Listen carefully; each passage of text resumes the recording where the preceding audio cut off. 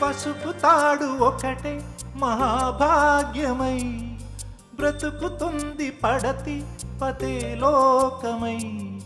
మగని మంచి కోసం పడే ఆర్తిలో సతిని మించగలరా మరే ఆప్తులు.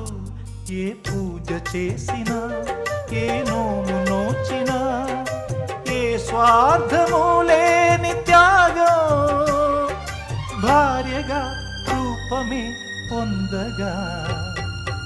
అపురూపమైనదమ్మ ఆడజన్మ, ఆ జన్మకు పరిపూర్ణత ఇల్లాలమ్మా.